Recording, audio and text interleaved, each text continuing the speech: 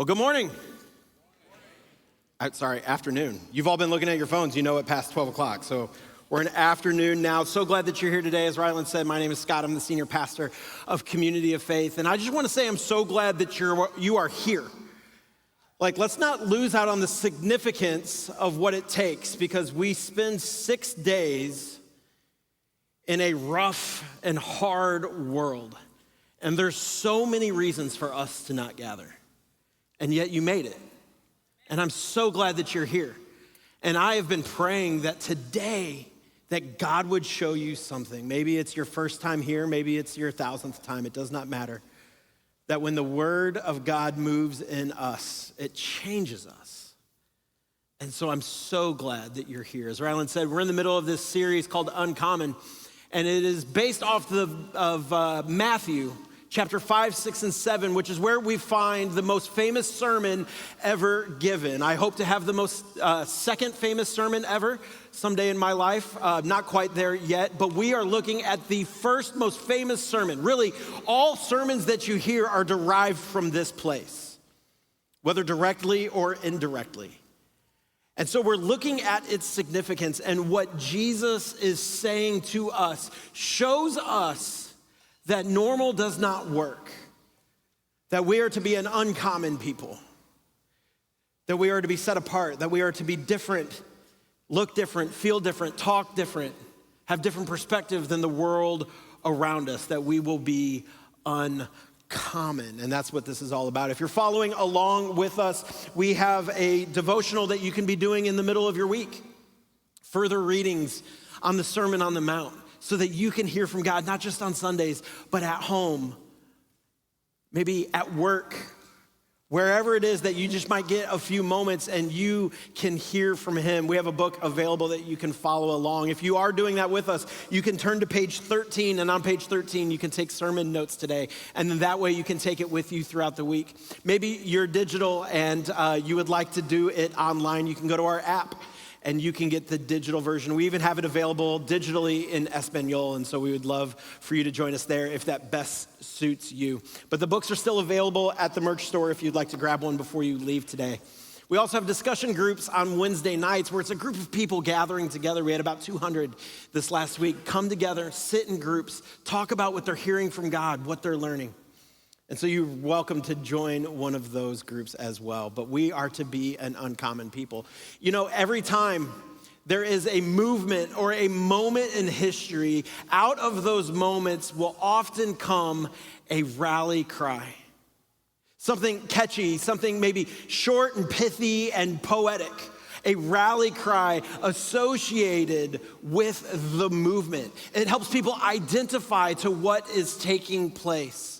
This happens throughout history all the time. My family and I, we moved here about 7 months ago, and my kids, after we got here, were quickly entered into the Texas school system. And it was within a mere days that they were coming home, and they were talking about Texas history. Truly, Texans do remember the Alamo. It's something that I hear so much about in my home as my 5-year-old or 6-year-old is telling me about the Alamo. And we remember that phrase, right? Remember the Alamo. It's a catchy thing that helped catalyze those moments in San Antonio. The American Revolution also had a catchy rally cry that we still remember now almost 250 years later. You know what it is. No taxation without representation. That's right. Some of you passed the test. A few of you might need to go back to school. No taxation without representation. It catalyzed a movement of those in the colonies saying, we want to be represented, and if not, we will fight. It was a rally cry.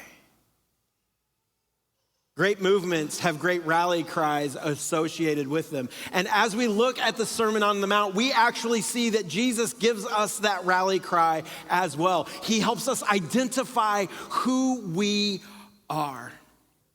Jesus is giving this sermon, and he's on a hillside, the Sermon on the Mount. This mount is a hillside just off the Sea of Galilee. And people who have been following his teachings have gathered around because they want to know more. They want to know more about who he is and what he is all about. And in those moments together, he gives them something to hang on to. You see, it's even before he gets to, here's what you should do. He first wants to tell everybody who they are. Matthew chapter 5, you can go ahead and open up your Bibles or your Bible app and follow along. It'll also be on the screens. We'll start in verse 13 this morning. Matthew chapter 5, verse 13 says this: "You are the salt of the earth. But if the salt loses its saltiness, how can it be made salty again? It is no longer good for anything except to be thrown out and trampled underfoot." This is a really significant thing that Jesus is saying to those on the hillside that day. You are the salt of the earth. Now, maybe we don't value salt like it once was, but salt was a very significant thing to the culture. Salt was incredibly important. This is before refrigeration, and so salt is what they used to preserve their food so it would last. We know salt as just something we like to put on our food for a little bit of flavor, but in this time, it wasn't just flavor, it was a significant preservation. Those who had salt had wealth. And Jesus looks at the followers that day and he gives them an identity piece. You are the salt of the earth. Have you ever heard the phrase that somebody might not be worth their weight in salt? Somebody said gold. Gold would be amazing, actually. You are not worth there. Someone is not worth their weight in salt. Where does that come from? It comes from this idea that salt is precious and it is important and it is significant. You see, we still have salt as a significance even in our language. Back then, often Roman soldiers weren't paid with the currency or the money of the day. They were often paid in salt. It had such a high value. It was so important. In fact, this still remains in our language today. The word salary comes from the Latin root of sal, meaning salt, derived from the word salarium. In Roman terms, soldiers, their allowance or their payment would be often given to them in salt, a highly valuable commodity for the ancient world. And so Jesus looks at these people that have gathered around and he says, you are salt. What is he saying? You are important, you are significant, you bring value.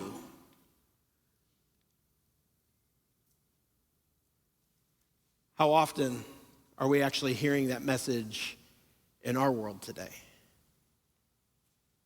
You see, Jesus isn't saying if you perform well and finally get it right, then you will have value. He isn't saying that maybe someday you will be able to do something of significance. What he is saying is you are salt. You're significant. You're valuable. This is incredibly important to those that were sitting there and hearing those words that day. You're valuable. It's a given in who you are. Why is it important? Why is it important that who we are leads us? Later on in the sermon in Matthew chapter 7, Jesus says, likewise, every good tree bears good fruit, but a bad tree bears bad fruit. Knowing who you are, where you come from, what your identity is rooted in is significantly important. Our identity should be producing our behavior, not the other way around. Just pursuing things so that we can someday find significance is backwards to what Jesus said, because he said, you are salt. First, you have value, you have identity, you have purpose. So let's read this again in Matthew 5:13. You are the salt of the earth. But if the salt loses its saltiness, how can it be made salty again? It is no longer good for anything except to be thrown out and trampled underfoot. He's telling us to not waste this. Salt has no value inside the salt shaker. It only has value when it's being used, when it knows who it is and it goes and it influences others around us. The value of salt has to be expressed. And that's why we can't be a people who isolate our faith. That's been a misunderstanding for so long in the American Christian church, is that, well, our faith is personal and we don't talk about it. That's not what Jesus says. He says, you're salt. Get out there. What is the purpose of salt if it loses its saltiness? It has nothing to give. It would rather be dirt, to just be trampled underfoot. We can't be a people who isolate our faith. We can't waste our influence. When salt just stays in the salt shaker, it just becomes clumpy and it has no value. But we have an opportunity to be salt, the salt of the earth. Jesus continues in verse 14. He continues with an illustration that is not new to the people of that day. He says this, you are the light of the world. A town built on a hill cannot be hidden. Neither do people light a lamp and put it under a bowl. Instead, they put it on a stand and it gives light to everyone in the house. In the same way, let your light shine before others that they may see your good deeds and do this, that they might see your good deeds and glorify your Father in heaven. This is a really significant thing that Jesus says to these followers that day. He says, you are the light of the world, which means you're not just salt, but you have a mission. Because light pushes back darkness. It eliminates fear. It puts constraints on evil. Where does light come from? This was a significant thing for these people under Roman rule to hear those days. You see, 100 years before Jesus' life, there was a great philosopher, his name was Cicero. He said this, he said, Rome is the light of the world. He said that there was a city that would be so significant that everybody would turn to that city to find their purpose. He said Rome was the light of the world. But Caesar Augustus himself doubles down on this, and he says that he is a light in the darkness. This is what these people have heard. This is what they've experienced. And so it's caused them to have the mindset that they have to look to an empire or an emperor to find purpose, to find significance, to find identity. In order for evil to be pushed back in the world, then you would have to look towards Rome. You would have to look towards a ruler. You would have to look towards those who sit in seats of power. But Jesus takes this and he turns it upside down, looking at ordinary, everyday people, and he says, you are the light of the world. And he gives them significance. He gives them power. Ordinary, everyday workers, fishermen, laborers, tax collectors, those on the margins, he talks to and says, you are the light of the world. This is so important. For them to hear those words was a mind-blowing moment because nobody talks like that to common people. Jesus shifted the narrative that it was no longer that light does not come from elites or come from emperors or come from great civilizations, but it comes from him. It comes from him. And he's calling us to make a difference. He calls us to make a difference. You are the light of the world, he says. And nobody takes a light and then just covers it up. That would be silly for us to do. To turn on a light in our house and then to cover it so that no light can come out. Instead, he is calling us out to be the ones to push away darkness. Now, we might start to think that that means that we have to find some significance or purpose in our life, but he's already told us that you're salt, that you're significant, that you have value, that you have worth. And so in that value and worth that we have, he calls us to go and be a people who push away the darkness.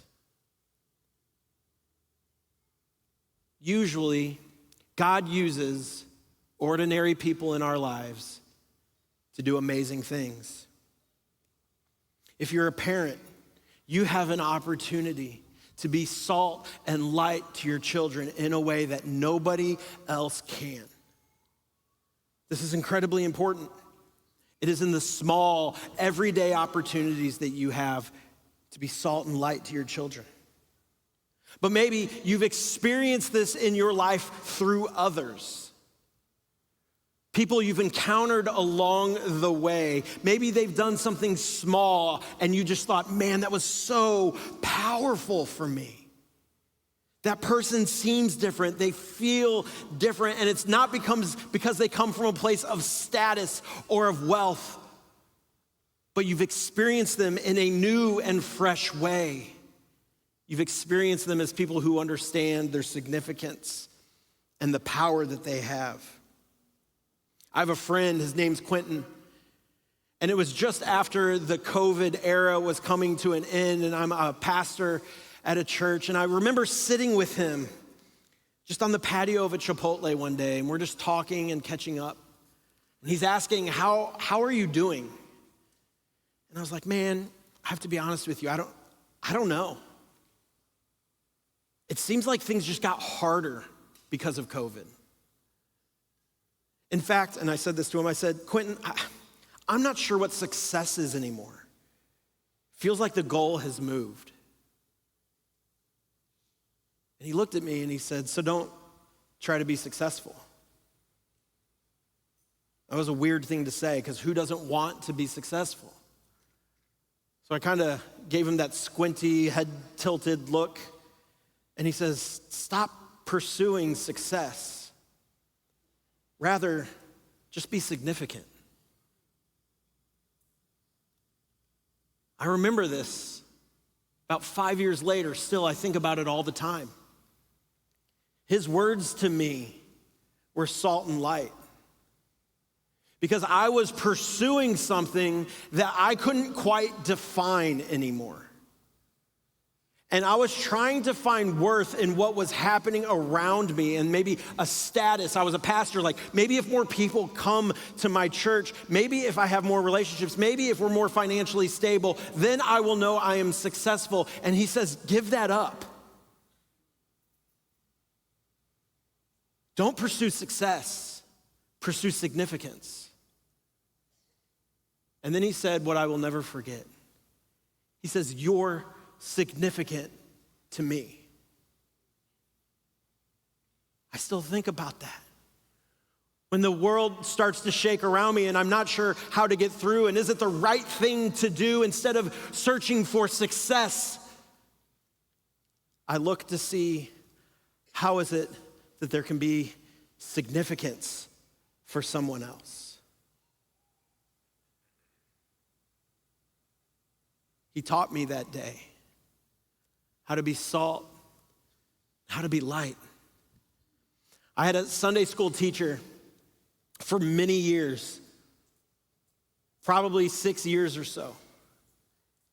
Her name's Judy. Judy passed about a year ago now, and I still think about her. And it's not because she said something that changed me.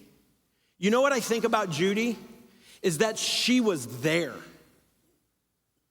Every single week, she showed up to hang out with a group of middle school and high school students.